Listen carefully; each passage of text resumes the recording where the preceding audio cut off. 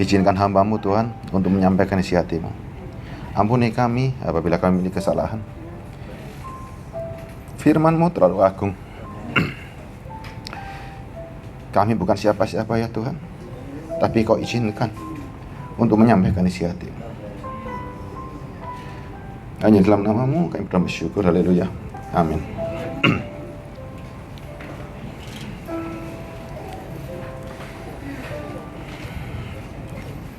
Tadi pagi saya komunikasi sama Pak Joni. Pak Joni, di gereja itu yang paling sering kita dengar itu apa sih sebetulnya? Kita di gereja mau cari apa hari ini?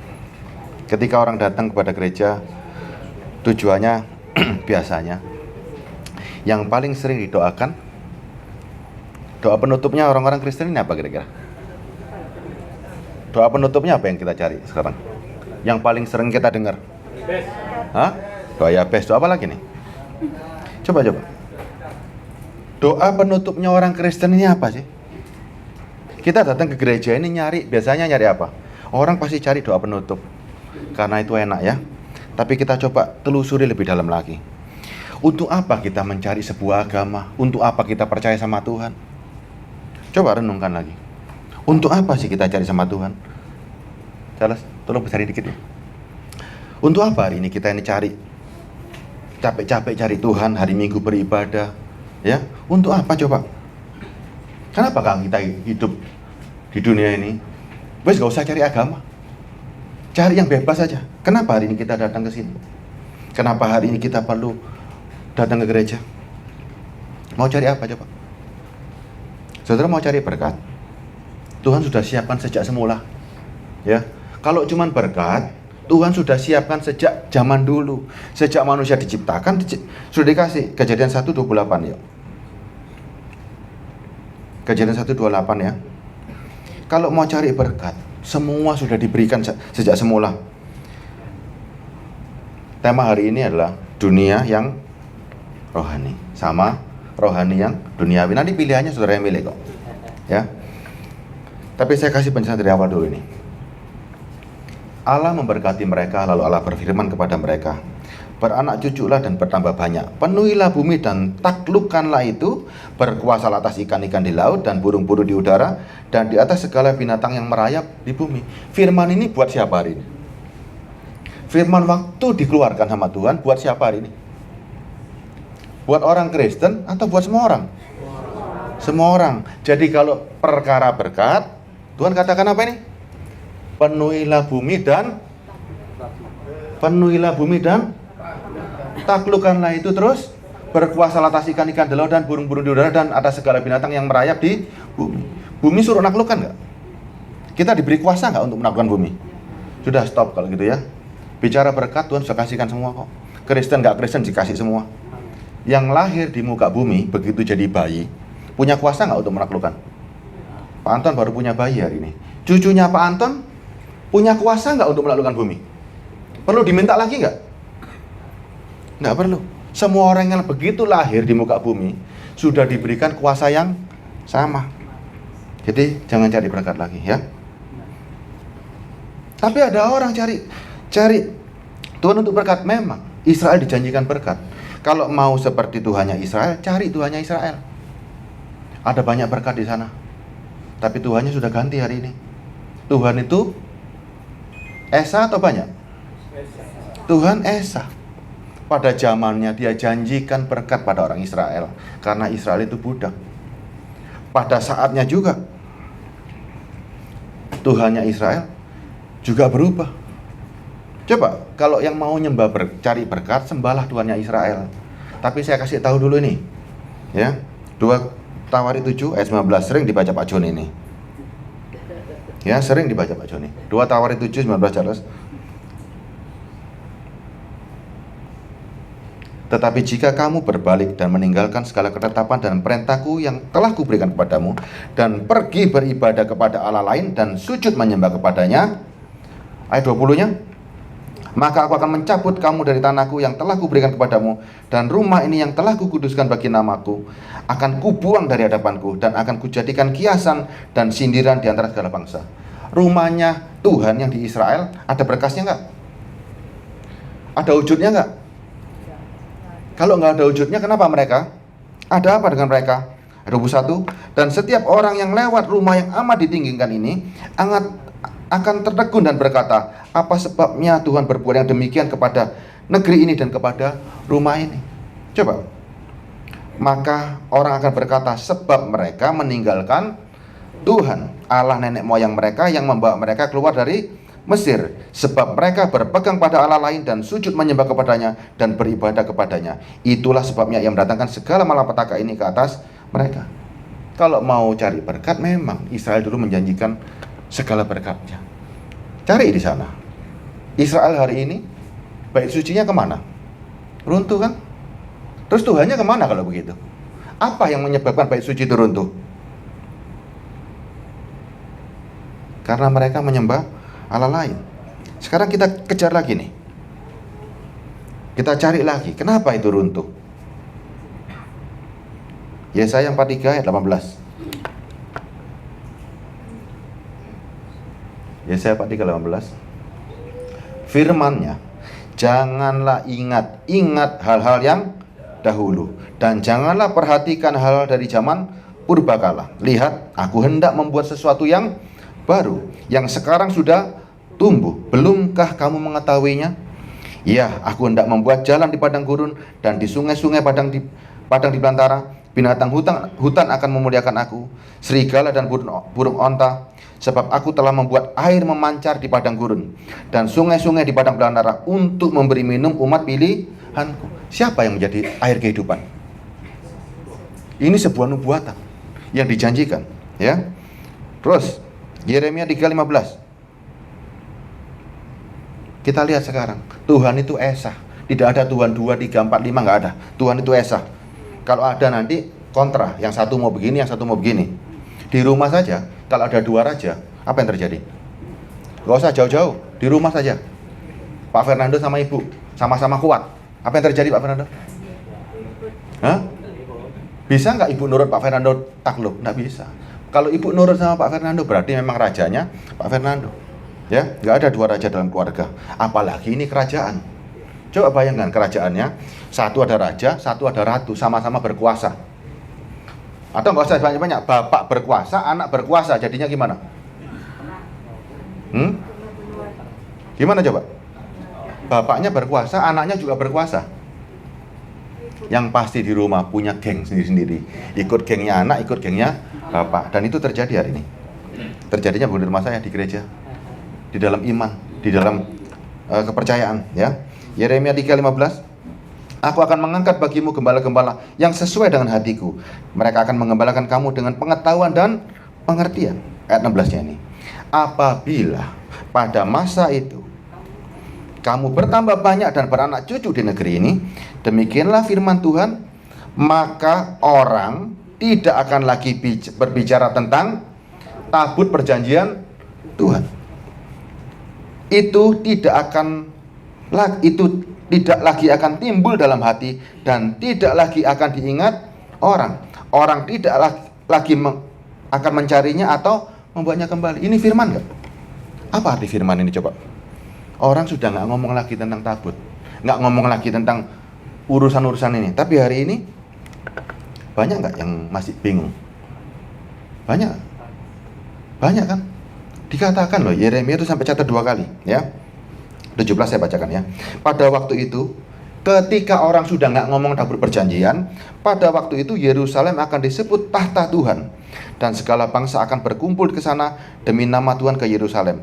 Mereka tidak lagi bertingkah menurut kedegilan hatinya yang jahat, ya. Terus Yeremia 16:14. Saya sambung terus nih ya. Sebab itu demikianlah firman Tuhan, sesungguhnya waktunya akan datang bahwa tidak dikatakan orang lagi demi Tuhan yang hidup, yang menuntun orang Israel keluar dari tanah Mesir. Ya, dikatakan apa? Sesungguhnya waktunya akan datang bahwa tidak dikatakan orang lagi demi Tuhan yang hidup, yang menuntun orang Israel dari Mesir. Sudah lewat kejadian itu, sudah selesai.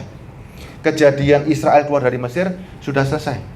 Sekarang yang dicari adalah 15. Melainkan demi Tuhan yang hidup, yang menuntun orang Israel keluar dari tanah utara dan dari segala negeri kemana ia telah mencerai-beraikan mereka. Sebab aku akan membawa mereka pulang ke tanah yang telah kuberikan kepada nenek moyang mereka. Yang keluar dari Mesir jangan diceritakan lagi, tapi nanti yang nuntun masuk. Oke, kalau kejadian itu kan sudah terjadi. Kejadiannya sudah terjadi waktu Babel masuk kembali. Tapi ayat ini ternyata diulang kembali. Yeremia 27 ayat 7. Saya baru paham kenapa ayat yang sama diulang 2 kali. Ya, Yeremia 27 ayat 7. 27 ayat 7, Charles. Sebab itu demikian firman Tuhan, sesungguhnya waktunya akan datang bahwa orang tidak lagi mengatakan demi Tuhan yang hidup, yang menuntun orang Israel keluar dari tanah Mesir, melainkan demi Tuhan yang hidup, yang menuntun dan membawa pulang keturunan kaum Israel keluar dari. Yeremia 27 ayat 7. Salah ya, sebentar. Yeremia 23 ayat 7. Oke, sudah jelas ya. Sebab itu, demikian firman Tuhan, sesungguhnya waktunya akan datang bahwa orang tidak lagi mengatakan demi Tuhan yang hidup, yang menuntun orang Israel keluar dari Mesir, melainkan demi Tuhan yang hidup, yang menuntun dan membawa pulang keturunan kaum Israel keluar dari tanah utara dan dari segala negeri kemana ia telah mencerai-beraikan mereka, maka mereka akan tinggal di tanahnya sendiri. Siapa yang bisa membawa bangsa Israel masuk kembali ke Yerusalem? Siapa yang bisa? Siapa yang bisa ini? Allah yang membawa keluar dari Mesir atau Yesus? Coba, jawabannya cuma satu, Yesus, nggak ada yang lain. Tidak ada yang lain. Ya, makanya kita banyak orang hari ini loh masih bingung dengan bapak dan anak. Ya, wong Alkitab jelas katakan loh, aku dan Bapak adalah satu. Lanjut lagi. Ketika kita cari sebuah agama, apa yang kita cari hari ini? Apa yang kita cari hari ini? Berkat sudah enggak? Terus apa yang kita cari? Manusia ketika mencari sesuatu, kita lihat hari ini, manusia punya salah enggak setiap hari? Manusia hidup punya salah enggak? Oke. Waktu kita punya salah, gimana caranya kita supaya diampuni? Manusia waktu punya salah, gimana caranya diampuni? Ayo, sekarang kita cari. Waktu kita punya salah, gimana caranya kita diampuni? Bertobat. Oke, setuju. Semua orang mau bertobat. Siapa yang bisa memberikan pengampunan? Orang bertobat biasa, orang dunia juga bisa bertobat. Dari jahat menjadi baik. Bisa. Tapi yang mengampuni, hah? Belum ada Yesus ini, Sian. Zaman dulu. Kenapa kita hari ini percaya sama orang Israel? Kenapa kita harus percaya sama orang Israel? Kenapa nggak cari yang lain? Pengampunan ini loh, ya, yang namanya pengampunan ternyata nggak gampang, nggak gampang. Coba, ada orang berbuat salah, cara pengampunannya gimana? Cari yang lain dulu, pikir dulu. Allah itu bukan miliknya satu bangsa. Dia harus bisa dikonfirmasi oleh bangsa lain. Sekarang kita lihat nih, cara pengampunan gimana caranya? Bisa nggak diri kita mengampuni sendiri? Hah? Bisa nggak kita salah? Nggak usah Tuhan. Kita salah, nggak usah punya agama. Kita salah, dari jahat menjadi baik. Kemudian kita minta ampun sama diri kita sendiri. Bisa nggak? Bisa perasaannya. Perasaannya bisa. Karena dia salah, dia bertobat, nggak melakukan kesalahan lagi. Dia minta ampun sama dirinya sendiri. Dan itu bisa, perasaannya tenang nggak? Tenang. Tenang selama dia hidup. Tapi benarkah ketika kita minta sebuah pengampunan, pasti punya tujuan? Kenapa kita hari ini minta ampun? Apakah untuk menenangkan diri atau pertobatan di dunia dari orang jahat jadi orang baik? Coba. Apakah cuman levelnya hidup di dunia ini cuman gini? Ada orang jahat, ada orang baik. Dulu aku orang jahat, sekarang jadi orang baik. Levelnya di sana toh? Enggak, ternyata perlu lebih lagi. Kita meyakini sebuah agama, kita meyakini dan kita mengimani ternyata ada sebuah kehidupan lain. Ini yang kita cari. Ini yang kita cari. Di antara Tuhan-Tuhan yang ada di dunia ini, siapa yang kelihatan kekuatannya? Saudara jangan percaya jadi orang Kristen. Cari. Alkitab mencatat. Ulangan 4:32. Alkitab sendiri yang suruh cari ya. Ulangan 4:32. Supaya saudara ini ketika menjadi Kristen, percaya sama Yesus, saudara yakin siapa yang saudara sembah ini ya. Sebab cobalah tanyakan. Dimulai kalimat loh, sebab coba tanyakan dari ujung langit ke ujung langit tentang zaman dahulu yang ada sebelum engkau. Sejak waktu Allah menciptakan manusia di atas bumi, apakah ada pernah terjadi sesuatu yang demikian besar, atau apakah ada pernah terdengar sesuatu seperti itu? Seperti apa? Ayat 33. Pernahkah suatu bangsa mendengar suara ilahi yang berbicara dari tengah-tengah api seperti yang kau dengar dan tetap hidup? Satu dulu. Pernah nggak ada bangsa pernah dengar suara Allahnya? Bangsa loh, bukan orang loh. Kalau orang bisa, orang tulis kesaksian bisa, mendengar suara Tuhan bisa. Ini bangsa, berarti orangnya banyak? Banyak. Cari di seluruh dunia mana yang pernah. Ada atau nggak ada? Kita lihat nih, Amerika ada nggak? India ada nggak? Cina ada nggak? Jepang ada nggak? Ya, nggak ada semua ya. Bangsa mendengar suara Allah, nggak ada. Tapi ada kejadian. Siapa mereka? Israel. Kalau gitu kita percaya sama orang Israelnya atau kekuatannya? Ya, percaya sama orang Israelnya atau sama yang ngomong? Yang ngomong. Lagi, lanjut 34.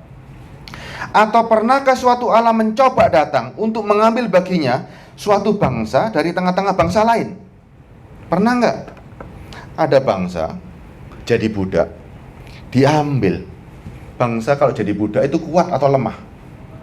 Lemah. Cara ngambilnya gimana caranya Tuhan? Dengan cobaan-cobaan, dengan tanda-tanda serta mujizat-mujizat dan peperangan, dengan tangan yang kuat dan lengan yang teracung, dengan kedahsyatan-kedahsyatan yang besar seperti yang dilakukan Tuhan Allahmu bagimu di Mesir di depan matamu. Ada nggak seperti itu? Ada nggak kekuatan yang seperti itu? Budak nggak punya apa-apa, keluarnya disangoni. Ada nggak? Allah terlihat kekuatannya hanya ada di bangsa Israel.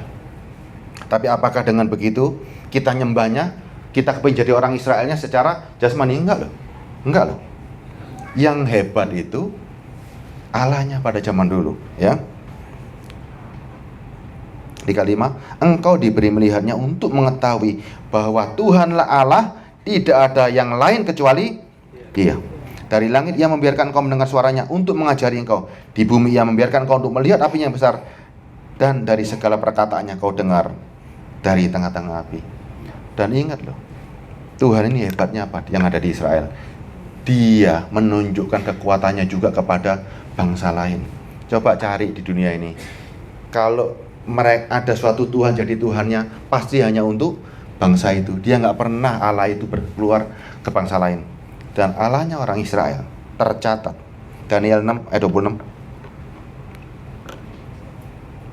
Ini hebatnya ya. Makanya ini kekuatannya nggak karu-karuan ini. Bersama ini kuberikan perintah bahwa di seluruh kerajaan yang kukuasai orang harus takut dan gentar kepada Allahnya. Daniel, siapa yang ngomong ini coba? Sebab Dialah Allah yang hidup, yang kekal untuk selama-lamanya, pemerintahnya tidak akan binasa dan kekuasaannya tidak akan berakhir. Dia melepaskan dan menolong dan mengadakan tanda dan mujizat di langit dan di bumi, dan melepaskan Daniel dari cengkeraman singa-singa. Siapa yang ngomong seperti ini? Raja siapa? Orang apa Darius? Orang apa? Kerajaannya Media dan Persia. Darius orang lain, bukan orang Israel. Orang luar pun pasti takluk kepada kekuatan yang ada di Israel, yaitu Allahnya itu, ya. Kalau begitu sekarang untuk sebuah pengampunan dosa, siapa yang kita ikuti? Kita mau cari Tuhan, kita mau cari Allah, kita butuh pengampunan dosa. Siapa yang kita ikuti? Allah mana yang kita ikuti? Allahnya bangsa-bangsa yang tidak pernah terlihat kekuatannya, atau satu-satunya Allah yang disembah oleh orang Israel dan yang disebut oleh Raja Darius? Raja Darius bukan orang Israel, tapi dia bilang, di mana aku berkuasa, harus menyembah Allahnya Daniel. Orang luar itu sembahan itu Allahnya Daniel. Sekarang pertanyaannya, kalau begitu kita ikuti aturan siapa? Siapa yang punya peraturan tentang pengampunan dosa? Bangsa Israel. Tertulis di ketetapannya, ya. Ikut ya, sudah mau ikut ya? Mau ikut ajarannya orang Israel kan kita kan? Oke. Tapi Israel yang mana dulu? Harus ada pergerakan ini, ya. Dicatat juga Mazmur 130 ayat 1. Ini nanti aja kita baca, nanti waktu mau nyanyi Charles ya. Oke. Sekarang kita mau ngikuti sebuah peraturan yang Tuhan pernah berikan untuk pengampunan dosa. Dan cara-caranya ada di mana? Cara-cara pengampunan dosa hari ini ada di mana? Hukumnya orang Israel. Ada sebuah ketetapan dan peraturan yang diikuti, ya. Yuk kita baca sama-sama. Ulangan 4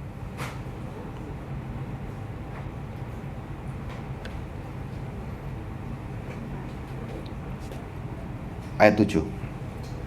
Sebab bangsa besar manakah yang mempunyai Allah yang demikian dekat kepadanya seperti Tuhan Allah kita, setiap kali kita memanggil kepadanya, dan bangsa besar manakah yang mempunyai ketetapan dan peraturan yang demikian adil seperti seluruh hukum ini yang kubentangkan kepadamu pada hari ini. Kita tentunya dong, kalau kita percaya kekuatannya Allah Israel, kita mau ngikuti peraturan ini. Setuju ya? Kita mau ngikuti peraturan ini, tapi caranya gimana? Imamat 4. Kita mau ngikutin nih. Udah peraturannya apa tameloi ya. Kita hidup zaman prasejarah, ya. Setuju Pak Fernando ya? Kita ikut zamannya padang gurun dulu ya. Tuhan berfirman kepada Musa, katakanlah, Imamat 4 ayat 1 ya. Imamat 4 ayat 1 jalan. Tuhan berfirman kepada Musa, katakanlah kepada orang Israel, apabila seseorang tidak sengaja berbuat dosa dalam segala hal yang dilarang Tuhan, dan ia memang melakukan salah satu daripadanya, caranya gimana? Alkitab catat ayat 13-nya jelas. Jikalau yang berbuat dosa dengan tidak sengaja itu segenap umat Israel, dan jemaah tidak menyadarinya, sehingga mereka melakukan salah satu hal yang dilarang Tuhan dan mereka bersalah, maka apabila dosa yang diperbuat mereka itu ketahuan, kalau nggak ketahuan gimana? Apabila dosa yang diperbuat mereka itu ketahuan, kalau nggak ketahuan? Aman, tapi nanti dulu. Haruslah jemaah itu mempersembahkan seekor lembu muda sebagai korban penghapus dosa, dan lembu itu dibawa mereka ke depan kemah pertemuan. Ini firman nggak? Ini firman nggak? Firman dong. Kita harus ngikutin ini nggak sebetulnya? Untuk pengampunan dosa bisa nggak kita melewati cara ini? Ayo coba. Untuk pengampunan dosa bisa nggak kita skip ini? Nggak usah begini. Bisa nggak? Bisa nggak sebetulnya? Kalau ngikuti Yahudi dan kita percaya zaman dulu, nggak bisa di skip. Ini sudah jadi ketetapan dan peraturan, nggak bisa dirubah. Coba bukakan Imamat 5:17.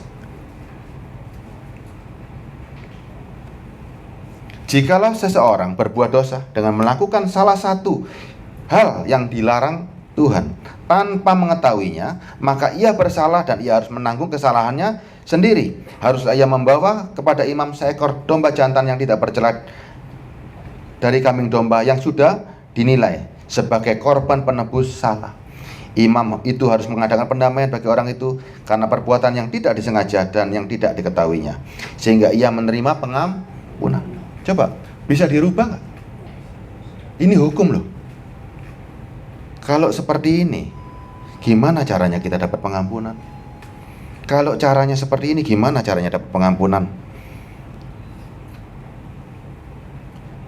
Coba, nggak ada cara kan? Kemah pertemuan nggak ada. Caranya belai kambingnya gimana? Imamnya nggak ada. Terus bagaimana? Bagaimana? Efesus 2 ayat 12. Supaya kita cepat ya.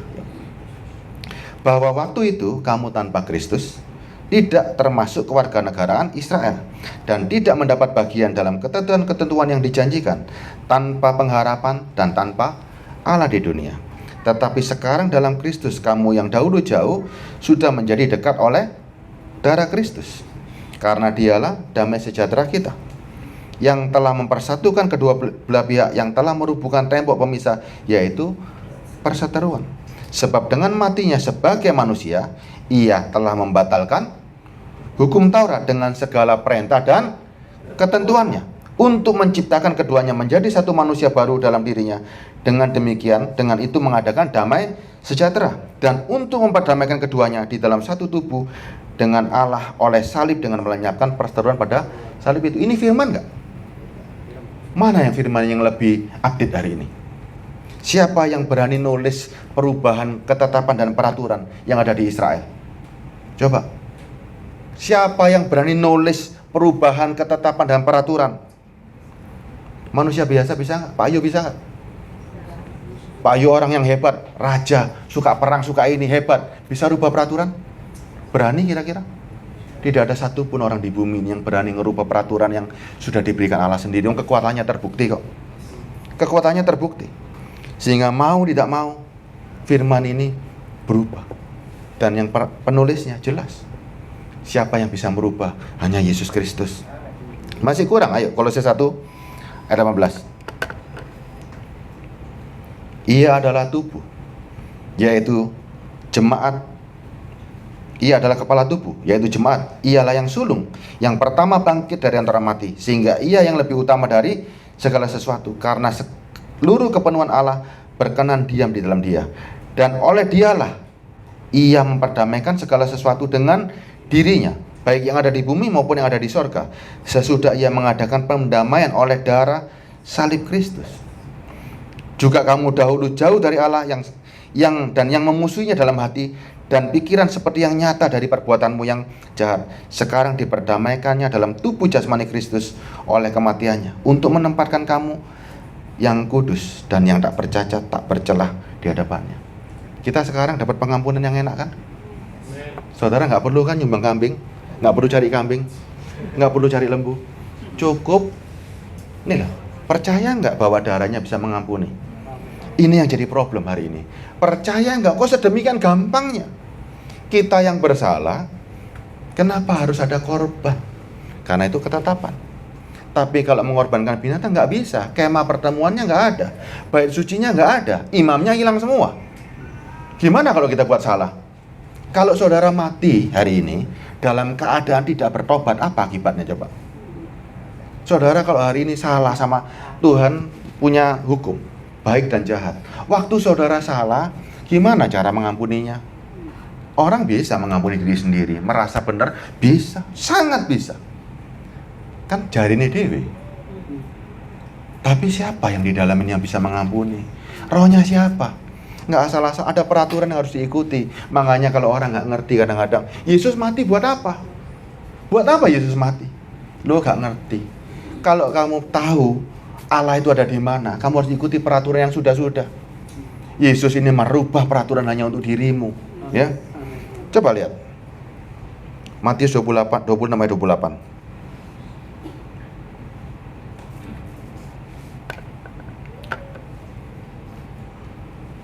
Sebab inilah darahku, darah perjanjian yang ditumpahkan bagi banyak orang untuk pengampunan dosa. Siapa yang ngomong ini?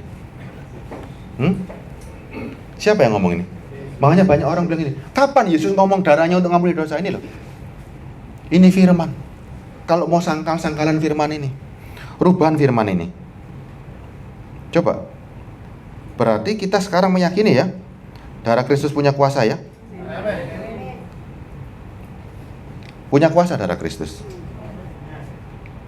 Kalau begitu, apa yang kita kerjakan dengan darah itu? Kisah Rasul 13:38.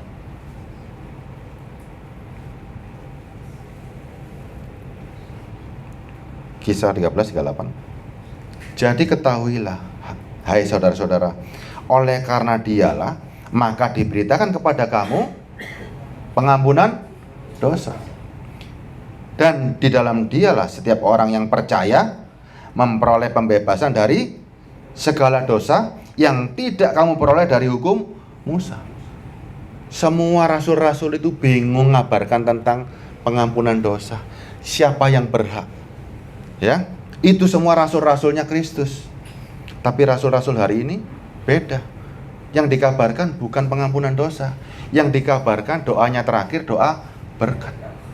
Kalau doa berkat ojo diomong maneh, ya. Jangan dibicarakan lagi. Doa Abraham begini jangan dibicarakan lagi. Gereja, mimbar bukan ngurusi berkat seperti itu. Tuhan bilang taklukkanlah itu. Efesus 1:7.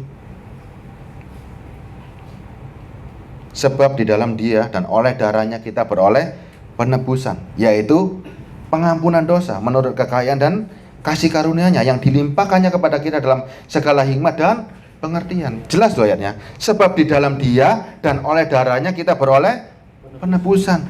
Darahnya nggak bisa buat gedung. Darahnya cuma untuk pengampunan dosa. Amin. Untuk mengampuni kita. Amin. Saya cari ayatnya nggak ada. Darah Yesus untuk beli mobil dan lain tidak ada. Tidak ada. Efesus 1:7. Ya, saya bacakan lagi ya. Sebab di dalam Dia dan oleh darahnya kita beroleh penebusan. Antara dapat berkat dengan penebusan berharga mana? Antara diberkati dengan ditebus dosanya berharga mana? Kalau cuma diberkati, semua orang bisa memberikan, ya. Tapi darah Kristus cuma satu urusannya, penebusan dan pengampunan dosa. Kolose 1:13. Ia telah melepaskan kita dari kuasa kegelapan dan memindahkan kita ke dalam kerajaan anaknya yang kekasih. Ya, di dalam Dia kita memiliki penebusan kita, yaitu pengampunan dosa. Rasul-rasul selalu tulis surat, ada pengampunan dosa, ada pengampunan dosa. Tapi akhirnya banyak yang Yesus ada mujizat, Yesus ada berkat, bukan, sudah. Ya, jangan katakan itu. Ibrani 9:21. Bagaimana cara menerangkan tanpa pertumpahan darah, tanpa ini diterangkan terus. Dan juga kemah dan semua alat untuk ibadah dipercikinya secara demikian dengan darah. Dan hampir segala sesuatu disucikan menurut hukum Taurat dengan darah. Tanpa penumpahan darah tidak ada pengampunan. Jadi Yesus memang melengkapi dan menyempurnakan hukum ini supaya semua orang bisa. Nanti saudara baca Ibrani 10 ya. Ayo kita baca aja lah, waktunya masih ada. Ibrani 10 ayat 1. Di dalam hukum Taurat hanya terdapat bayangan saja dari keselamatan yang akan datang, dan bukan hakikat dari keselamatan itu sendiri.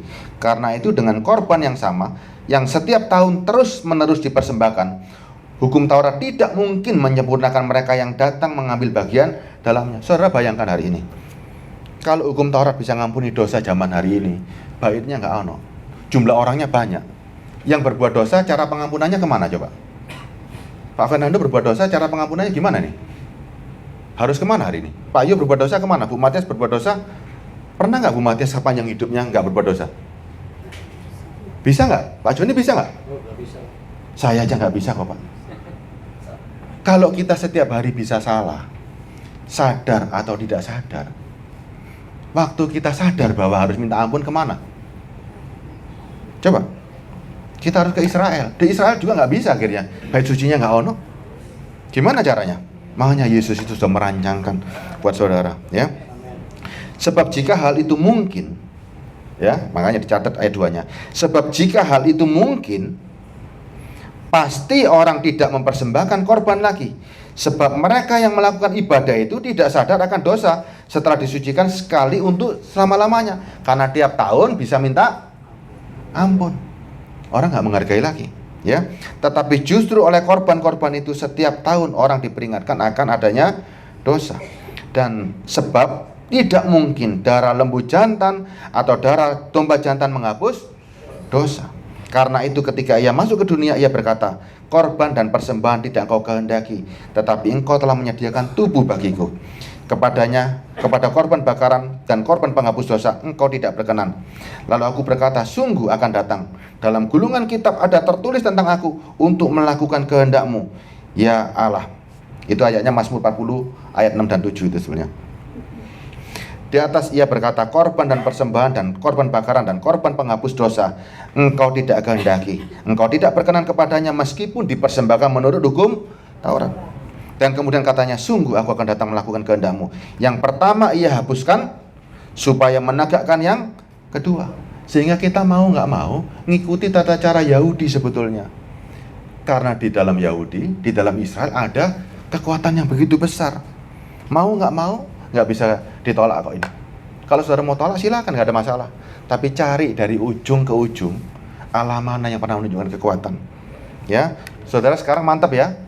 Kita ngikuti sebuah tata cara yang diatur menurut hukum, dan perubahannya pun kita ngikuti. Saudara mau ikuti hukum yang lama atau ikuti perubahannya? Coba, atau bisa dimix. Kita mau ikut yang mana nih? Mau ikuti hukum ini dengan perubahannya atau diam hukum yang lama? Pak Joni mau ikut yang mana nih? Ikut yang baru, yang disertai dengan perubahannya. Bisa dimix nggak? Nggak bisa. Cuma satu caranya, nggak bisa berubah. Ya. Terus saya lanjutkan ya. Dan kemudian katanya, sungguh aku datang untuk melakukan kehendakmu. Yang pertama ia hapuskan supaya menegakkan yang kedua. Dan karena kehendaknya inilah kita dikuduskan satu kali untuk selama-lamanya oleh persembahan tubuh Yesus Kristus. Selanjutnya setiap imam melakukan tiap-tiap hari pelayanannya dan berulang-ulang mempersembahkan korban yang sama sekali tidak dapat menghapus dosa. Loh, kalau imam saja nggak bisa menghapus dosa, apalagi dirimu sendiri. Coba renungkan lagi. Kalau imam saja yang memiliki jabatan dekat sama Tuhan nggak bisa mengampuni dosa seperti itu lagi, apalagi cuma diri sendiri.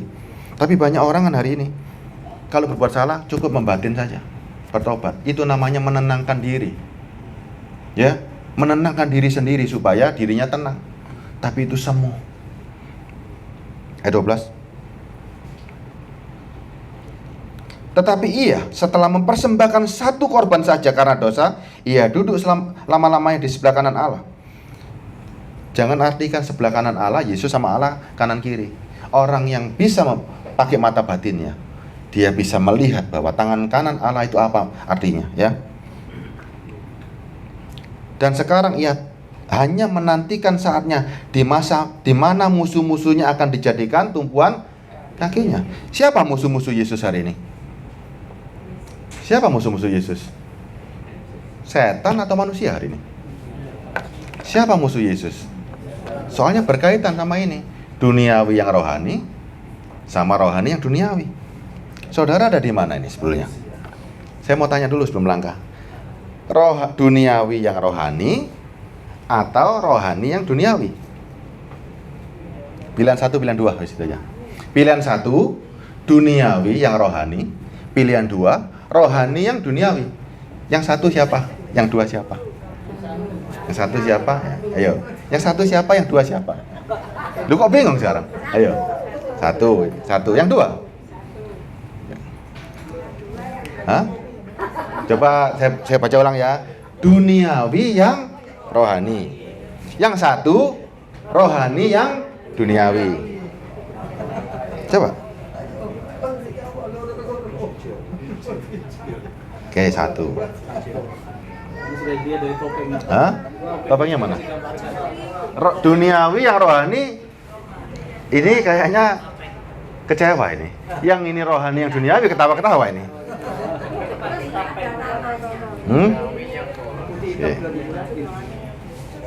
Oke, coba perenungkan ya. Saya lanjutkan ini. Saya lanjutkan lagi ya. Sebab untuk menyempurnakan selama-lamanya mereka yang ia kuduskan. Dan tentang hal itu, Roh Kudus juga memberi kesaksian kepada kita. Sebab setelah ia berfirman, inilah perjanjian yang kuadakan dengan mereka sesudah waktu itu, ia berfirman pula, aku akan menaruh hukumku dalam hati mereka dan menuliskannya dalam akal budi mereka.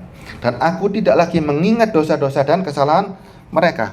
Jadi apabila untuk semuanya itu ada pengampunan, tidak lagi diperlukan korban karena dosa. Yesus sudah mengambil alih. Selesai urusannya. Ya, selesai urusannya. Dan ketika kita diampuni, sekarang saya mau tanya lagi, saudara yang merasa bisa mengampuni diri, berani nggak ngadep tahta Allah? Kalau Allah nggak ada nggak masalah. Tapi kalau Allah ada, berani nggak ngadep tahta Allah? Dan ingat, kalau kita punya dosa, bisa ngadep nggak?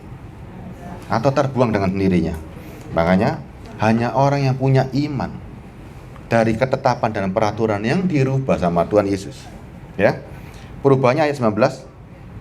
Jadi saudara-saudara, oleh darah Yesus kita sekarang penuh keberanian dapat masuk ke dalam tempat kudus. Zaman dulu hanya seorang imam yang bisa masuk ke tempat maha kudus. Hari ini dengan darahnya tabir itu dibuka supaya semua orang mampu dan layak untuk masuk ke ruang maha kudus.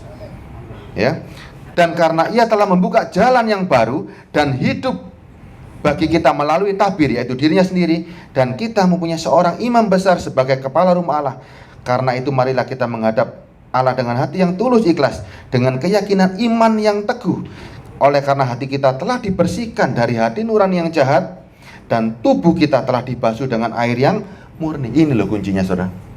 Siapa yang sanggup membersihkan hati nurani kita dari segala yang jahat? Hati kita sendiri nggak akan mampu. Nggak akan mampu. Ya. Marilah kita teguh berpegang pada pengakuan tentang pengharapan kita. Sebab ia yang menyajikannya adalah setia. Marilah kita saling memperhatikan supaya kita saling mendorong dalam kasih dan dalam pekerjaan yang baik. Nggak ada cara lain kok. Ya. Caranya Tuhan ini masuk akal. Bukan cara yang tidak masuk akal. Semua orang di bumi ini pasti kepingin diampuni dosanya. Hanya satu jalan, nggak ada jalan lain. Jalannya cuma Yesus Kristus. Ya, kalau Yesus yang mati buat kita, yang hebat, yang nyuruh atau yang mau? Pak Fernando misalnya dapat perintah dari Pak Joni, ampuni orang-orang itu, cara pengampunannya darahmu yang harus dikorbankan. Yang hebat Pak Joni atau Pak Fernando? Pak Joni nyuruh Pak Fernando untuk ngampuni dosa kita hari ini di sini. Yang hebat siapa coba? Loh, Pak Joni nggak hebat, nyuruh Pak Fernando. Nggak hebat. Kalau Pak Fernando nggak mau. Dan satu-satunya yang bisa cuma Pak Fernando. Kenapa? Karena dia nggak berdosa. Mau nggak? Yang hebat siapa coba? Nggak ada. Yang hebat ya Pak Fernando, dia mau. Makanya saudara ya, bayangkan pertukaran kita. Kita yang berdosa, yang mengampuni juga tidak berdosa. Yang tidak berdosa hanya cuman Allah itu sendiri, manusia nggak mampu kok. Ya, pertukaran ini banyak orang mencibir. Kok Tuhan disalib? Kok Tuhan mati? Kalau nggak mati, panjang umur namanya. Tuwek Yesus Kristus hari ini. Dia harus mati untuk membuktikan bahwa hukum itu nggak ada kuasanya. Hukum ini sudah selesai. Ya, sekarang saya lanjutkan lagi. Duniawi yang rohani, rohani yang duniawi. Kalau pikiran kita hari ini ikut yang mana sebetulnya? Pilihan kita ini selama ini gimana sih? Kita mau rohani yang duniawi atau duniawi yang rohani? Bedanya di mana? Lukas 18 ayat 10 jelas. Bedanya di mana?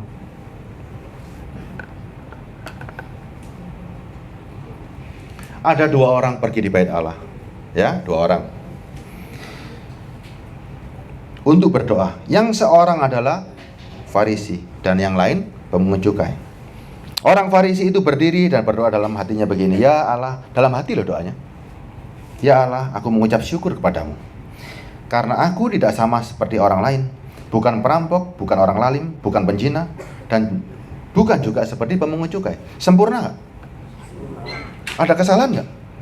Loh, semuanya dilakukan hebat. Aku berpuasa 2 kali seminggu dan memberikan 1/10 dari segala penghasilanku. Jamin nggak? Ini yang dicari loh di gereja. Kalau ada orang seperti ini, hebat banget. Hidupnya suci. Ya, coba. Hidupnya suci nggak ini? Sangat suci loh. Saya baca lagi. Ciri-ciri ini gak usah orang Farisi, saya ganti. Ya. Ada 2 orang pergi ke gereja untuk berdoa. Yang seorang adalah orang Kristen. Orang Kristen itu berdiri dan berdoa dalam hatinya begini, ya Allah, aku bersyukur kepadamu karena aku tidak sama seperti orang lain.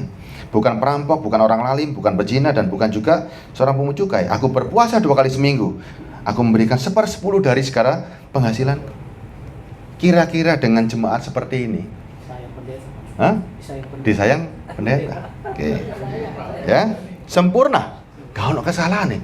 Duduk rampok, bukan penjina. Ya. Kemudian dia bilang, bukan orang lalim, berarti orang sangat baik. Kurang apa kalau gereja punya orang seperti ini? Terus dia, 2 kali seminggu puasa. Segala penghasilannya 10% buat gereja. Luar biasa. Luar biasa. Pak Elia cocok punya jemaat seperti ini, Pak Elia ya. Ya? Coba. Kalau sekarang Pak Fernando, semua kita ini punya jemaat seperti ini, ayo amini nggak? Jujur dalam hati, amini nggak?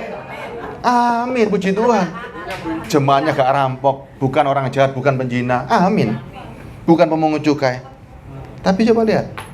Oh, Pak Anton juga seneng kan punya jemaat gini, Bang? Pokoknya semua gembala hari ini, Pak Elia, Pak Fernando semua, Pak Daud semuanya, Pak Joni pun juga seneng. Coba ayat 13-nya. Tetapi pemungut cukai itu berdiri jauh-jauh, bahkan ia tidak berani menengadah ke langit, melainkan ia memukul dirinya dan berkata, ya Allah, kasihani aku, orang berdosa ini. Apa yang membedakan? Yang satu bersyukur, aku bukan rampok, bukan ini, per bulan tak bayar, berarti dalam keadaan soge. Oke. Dia bisa mengucap syukur. Yang satu ngomong, Tuhan, ampuni aku. Siapa yang layak di hadapan Tuhan hari itu? Ayat Alkitab catat, ya. Tapi pemungut cukai berdiri jauh-jauh, bahkan ia tidak berani melihat ke langit, melainkan ia memukul dirinya dan berkata, ya Allah, kasihani aku, orang berdosa ini. Kenapa dia minta tolong Allah, kok enggak pada dirinya sendiri?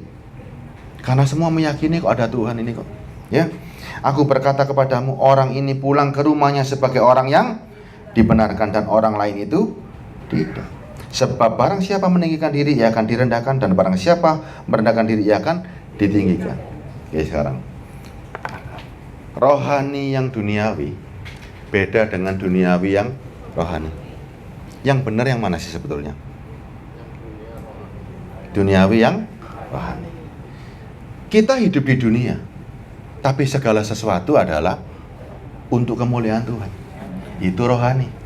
Kita ini hidup di dunia, dan hidup di dunia diatur kebenaran-kebenarannya dalam firman. Orang Kristen hari ini kebelabasan.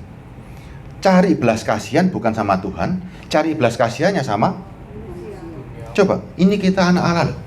Kita bukan budak loh. Kita anak Allah, Son of God. Tapi cara minta belas kasihannya kemana? Terus kita mencibir nggak? Loh kok niku anaknya Allah, loh kok jadi ngemis? Kalau minta pengampunan, minta belas kasihan, minta sama Tuhan. Nggak ada orang lain.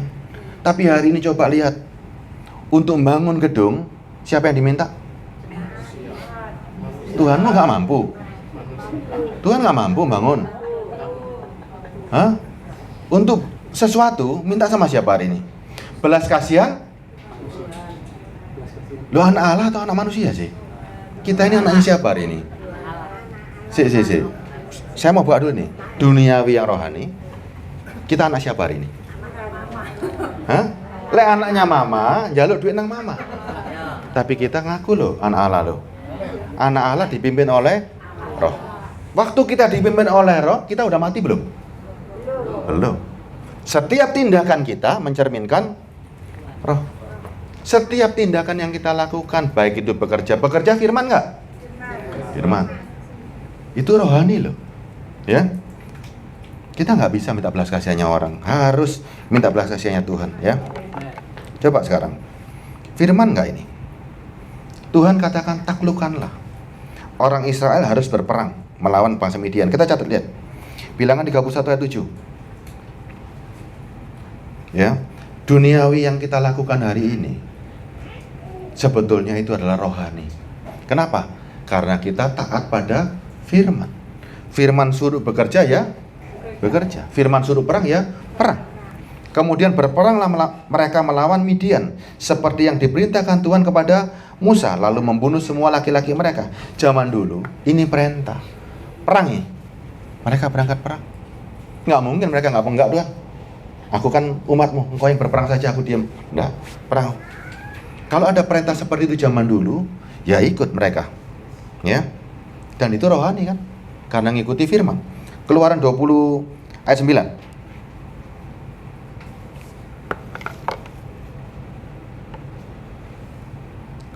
6 hari lamanya engkau bekerja dan melakukan segala pekerjaan. Ini firman nggak? Waktu melakukan ini sudah mati atau lagi hidup? Nah, berarti duniawi kita juga harus rohani. Ini perbuatan rohani. Ini perbuatan rohani. Coba sekarang. Misalnya sekarang. Rohani tapi duniawi itu begini. Untuk bekerja, untuk cari uang, gimana caranya? Yang supaya kelihatan rohani, tapi ternyata itu duniawi. Caranya gimana? Berdoa, puasa. Rohani kan? Tapi itulah namanya keduniawian. Daging itu maunya enak. Daging itu maunya instan. Nyaman. Untuk suatu masalah, kalau orang yang duniawi tapi rohaninya kuat, beda dengan orang yang rohani tapi keduniawian. Kalau orang yang rohani tapi keduniawian, ketika dia punya masalah, permintaannya gimana? Buat mujizat. Padahal Tuhan katakan, taklukkanlah dunia itu. Tapi ini yang satu enggak. Kan Tuhan yang bisa. Dia mau buat Tuhan untuk mujizat, enggak bisa seperti itu. Amsal 13:13.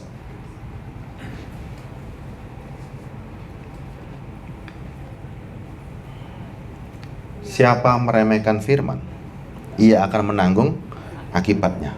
Tetapi siapa taat pada perintah akan menerima balasan. Sekarang cari firman, ya.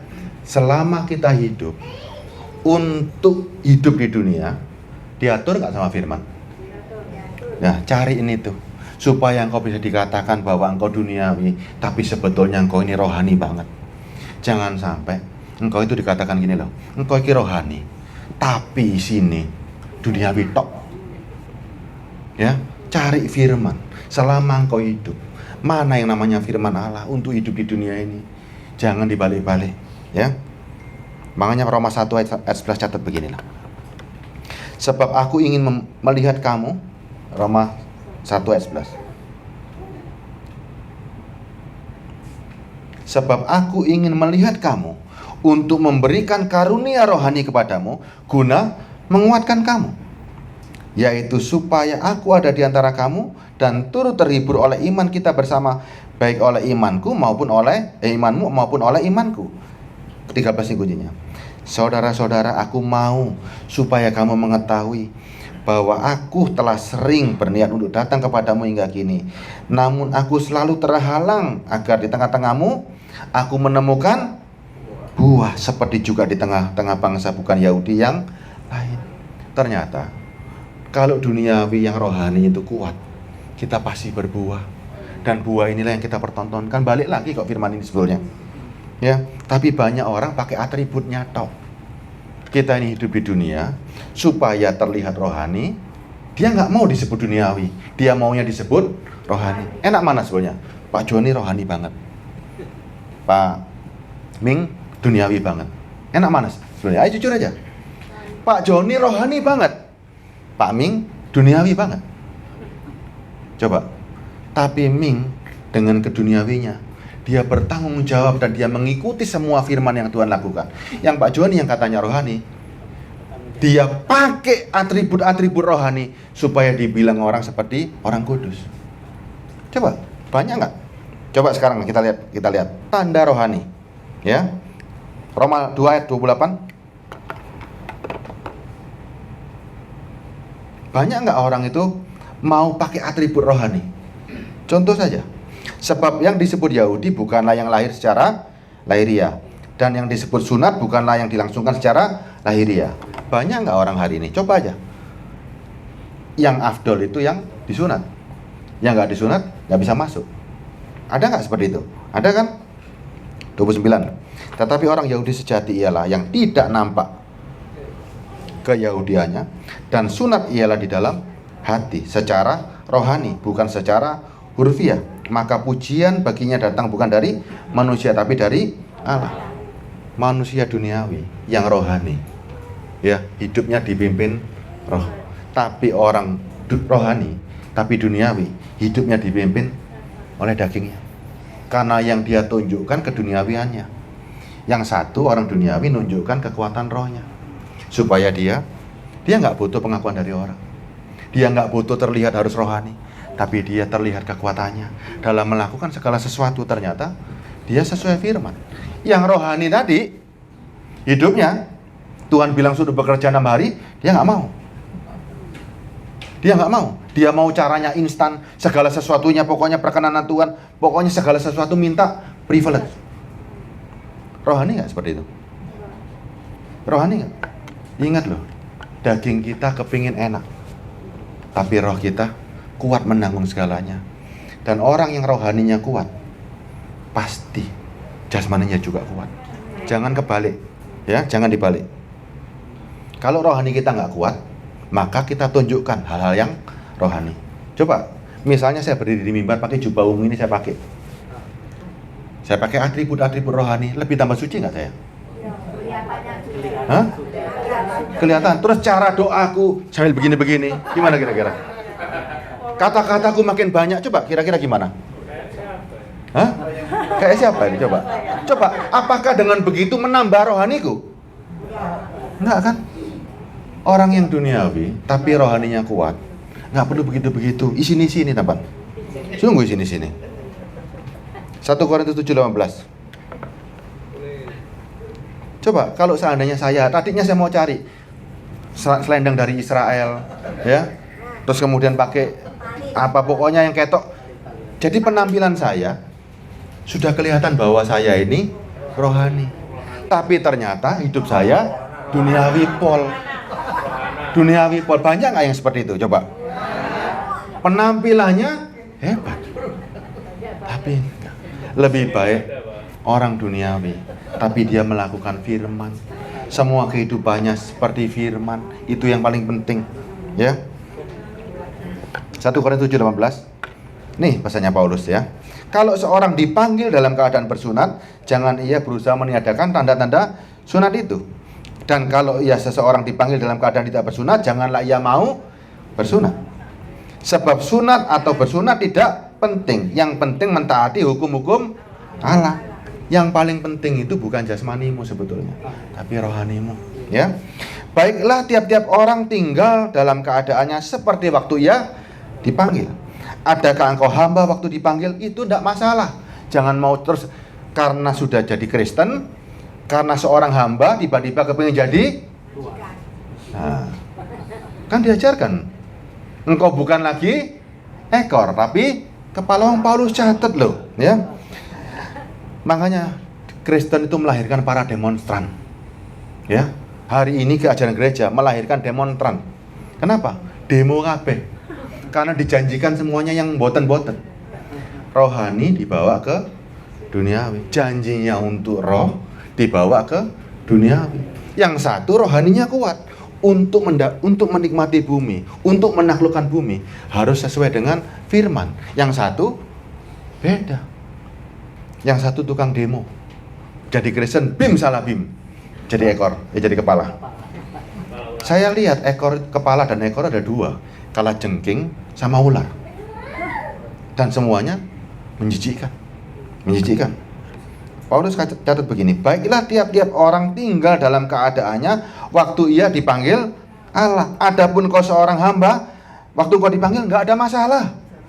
Tetapi jika kau mendapat kesempatan untuk dibebaskan, pergunakan kesempatan itu. 24. Saudara-saudara, hendaklah tiap-tiap orang tinggal di hadapan Allah dalam keadaan seperti waktu dipanggil, nggak ada masalah. Jangan bingung dengan keadaan kita. Ya. Dan ingat, orang-orang yang duniawi tapi rohaninya kuat. Paulus ngajaran gimana? 1 Korintus 7:29. Tolong Charles. Saudara-saudara, inilah yang kumaksud, yaitu waktunya telah singkat. Karena itu di dalam waktu yang masih sisa ini, orang-orang yang beristri harus berlaku seolah-olah tidak beristri. Kalau gitu, apa maksud ayat ini? Orang yang beristri seolah-olah nggak punya istri. Berarti bisa salah-salah nggak?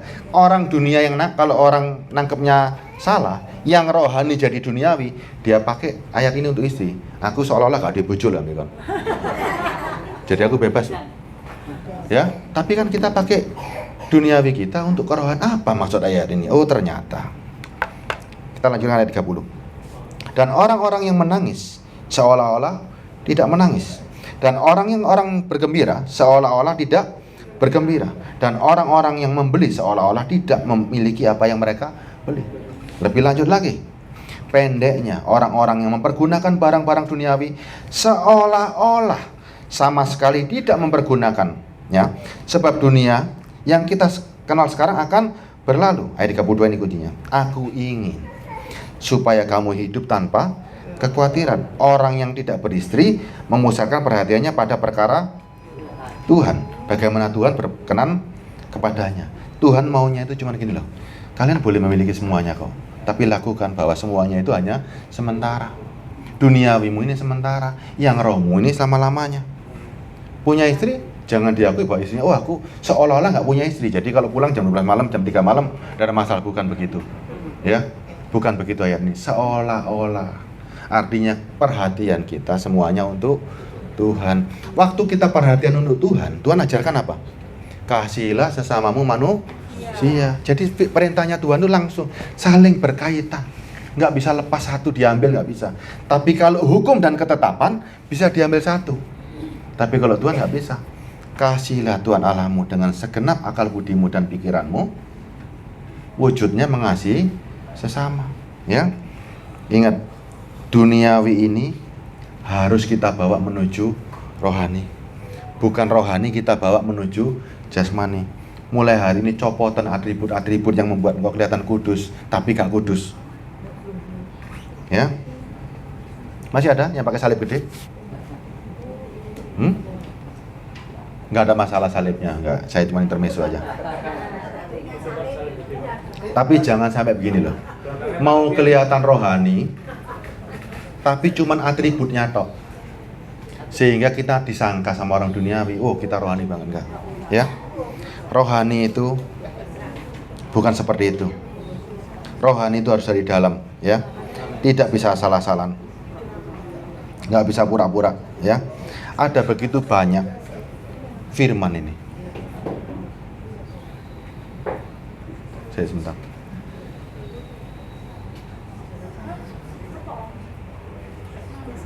Selesai, Tama? Coba kasih minum bentar. Gak bisa dipaksa, ya. Makanya selama kita masih punya kesempatan pakai tubuh ini, duniawi kita pakai, ya, tapi mencerminkan kerohanian yang kuat. Bukan rohani yang kuat, atributnya kita pakai untuk memperkuat daging. Kita rubah hari ini, ya. Karena kehabisan waktu loh nanti, ya.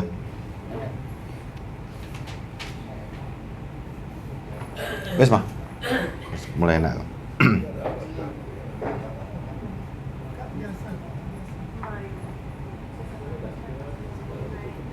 Jadi jelas ya, kita ngikuti Allah yang ada di Israel, berikut perubahannya. Ya, setelah ada perubahan, yang kita pentingkan cuma satu. Waktu hadir di gereja, waktu hadir di PD. Saya tadi bicara Pak Joni, yang terpenting apa hari ini? Kita cari apa hari ini? Kalau kita cari berkat, ada yang bisa ngasihkan. Kalau cari satu tok, Pak, pengampunan dosa. Makanya Pak, di gereja setiap kali ibadah selesai, kita tutup dengan minta ampun. Walaupun kau nggak berbuat dosa, tapi doakan yang lain-lain. Siapa? Apakah aku anti dosa? Tidak. Sadar atau tidak, saya pun tadi pagi cerita Pak Joni, hampir saya seperti orang Farisi tadi. Aku bukan penzina, aku bukan orang jahat, aku bukan apa-apa. Aku beribadah, aku baca firman tiap pagi, tiap malam. Ternyata saya bilang Pak Joni, waktu Daniel doa, Daniel 9 kita lihat. Waktu Daniel berdoa, kita yakini nggak Daniel ini orang yang hebat, orang yang baik? Daniel orang baik nggak? Ayat terakhir Daniel 9. Daniel 9 ayat 3.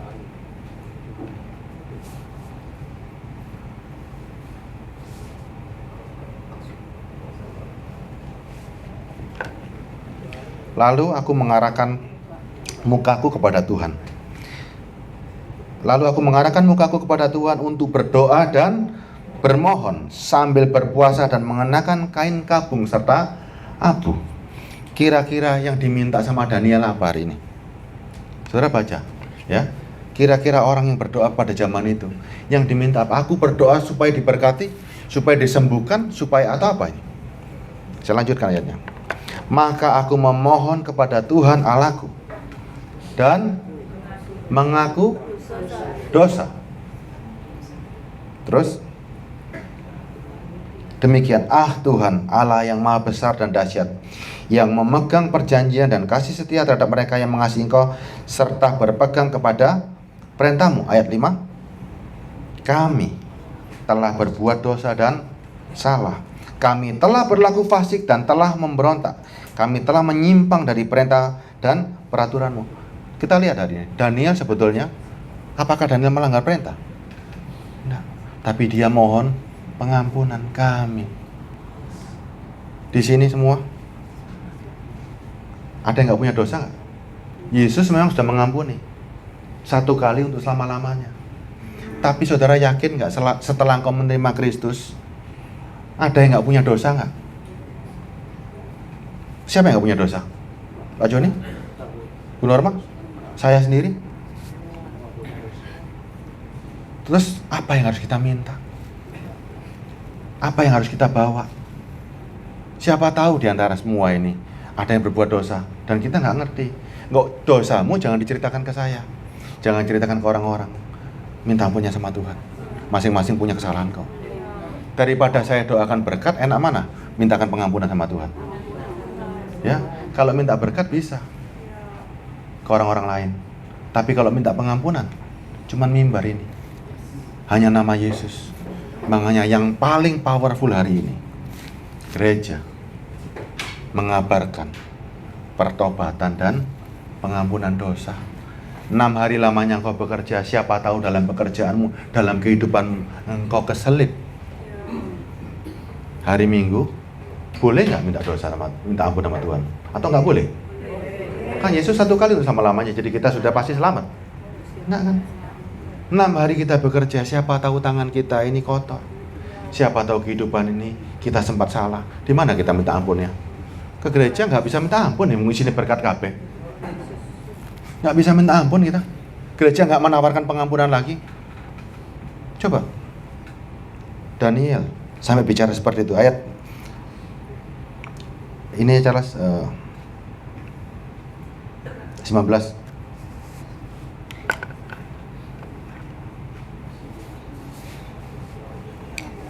Ya Tuhan, dengarlah, ampunilah. Ya Tuhan, perhatikanlah dan bertindaklah tidak bertangguh. Oleh karena Engkau sendiri Allahku, sebab kotamu dan umatmu disebut dengan namamu. Kenapa dia harus minta ampun? Harusnya kan gak usah. Pengampunan ini jauh lebih penting daripada berkat. Jauh, sangat jauh.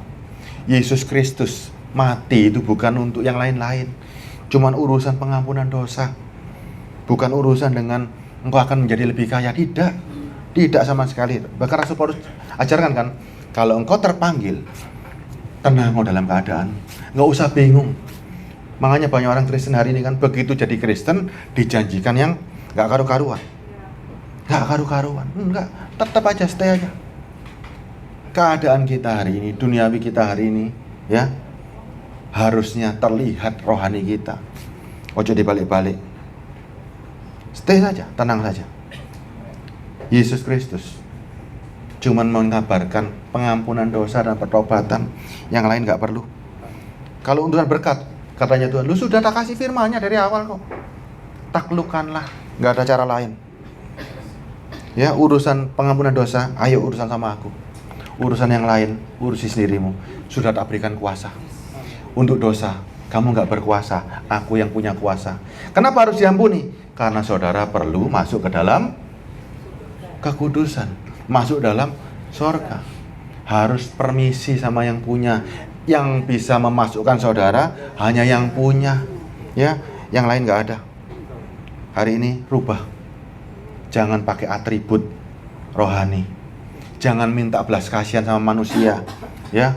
Minta sama Tuhan, belas kasihannya Tuhan. Manusia kalau ngasih pasti nuntut, dan nggak ada manusia mau dimintain terus menerus. Ada nggak? Ada nggak? Ada atau baik semua ini? Pak Wahyudi tiap kali tak mintain terus. Ada gitu nggak? Saya kepengen tahu sebenarnya. Hari ini kita itu Kristen loh, anak Allah loh, punya roh Allah loh. Kepada siapa kita minta tolong? Kepada siapa kita minta tolong? Temenan dah Yesus? Hah? Temenan Yesus atau siapa ini? Ayo, minta ampun sama Tuhan hari ini. Kalau enggak kamu, bahasa kasarnya gitu loh, Tuhan Yesus. Ya, setuju ya? Tuhan kita Yesus. Kita ngaku anak Allah. Tapi waktu kita minta bantuan, waktu apapun lah itu, sebenarnya siapa yang kita tuju pertama kali? Tuhan atau manusia? Tuhan atau manusia? Atau manusia lewat Tuhan? Atau Tuhan lewat manusia? Coba. Tuhan lewat manusia atau manusia lewat Tuhan? Banyak orang kebalik. Dia cari manusia dulu, dia pikir Tuhan suruh manusia itu. Kalau engkau mau butuh bantuan, minta Tuhan. Tuhan itu yang akan mengarahkan. Kalau memang dirasa engkau memang perlu, nggak mampu, Tuhan bisa nggak kirim setan untuk kasih makan? Hah? Bisa. Dia bisa nggak kirim burung gagak? Bisa. Kalau memang dirasa perlu. Tapi kalau nggak dirasa perlu, berarti Tuhan nyatakan bahwa engkau masih mampu.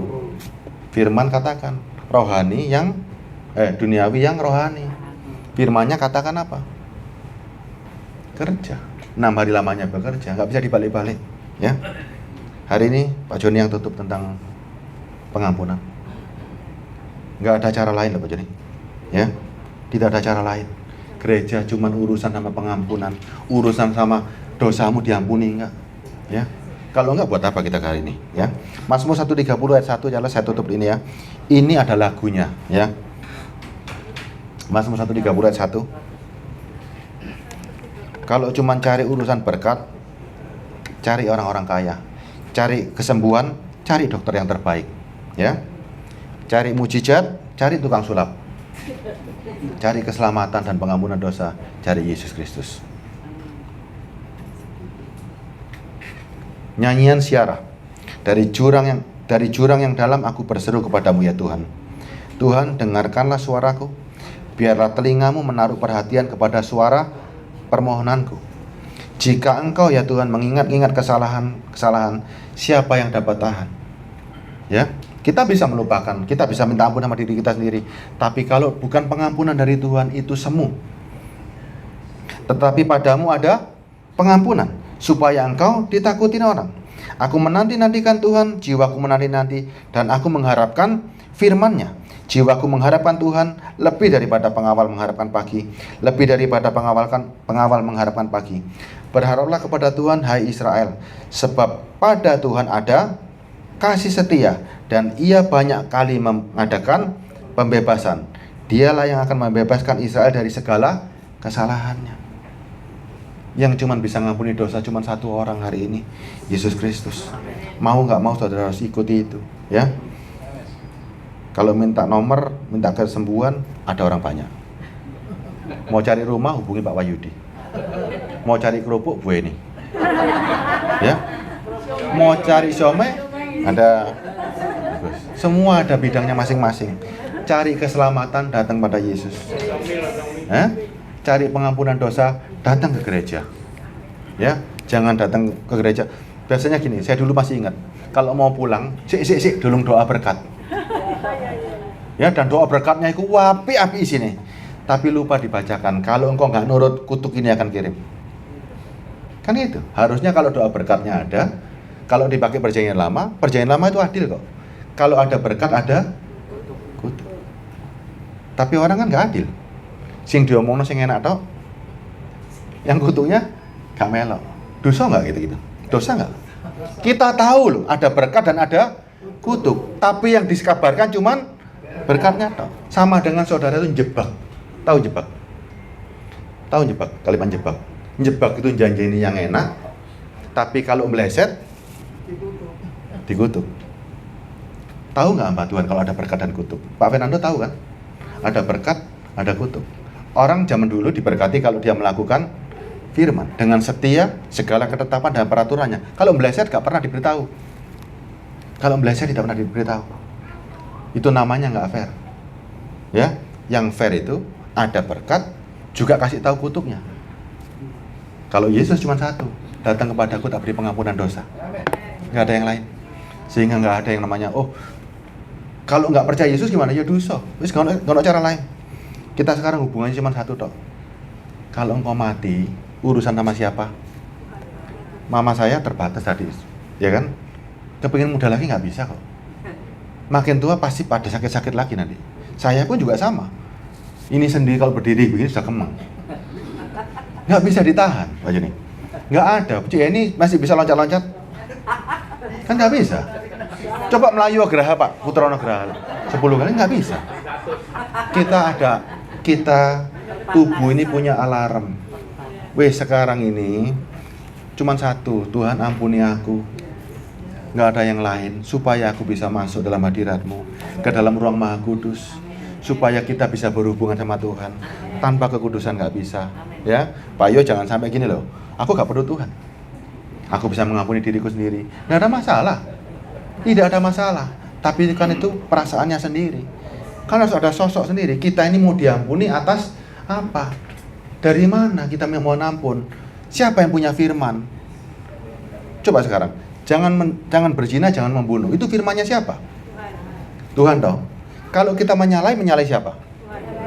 Ya. Kecuali dirimu sendiri yang punya firman, minta ampunnya sama diri sendiri. Lo yang disalahi firman Tuhan, kok minta ampunnya sama diri sendiri? Gimana coba? Ya, kita hari ini bertobat. Silakan pimpin jemaat ini Pak Joni untuk pertobatan. Ya. Karena kenapa? Saya juga perlu bertobat. Ya. Silakan Pak Joni. Saya kan umat juga. Ya, sudah nyampaikan firman, saya perlu bertobat. Pak Joni nggak nyampaikan firman tadi. Ya. Silakan Pak Joni.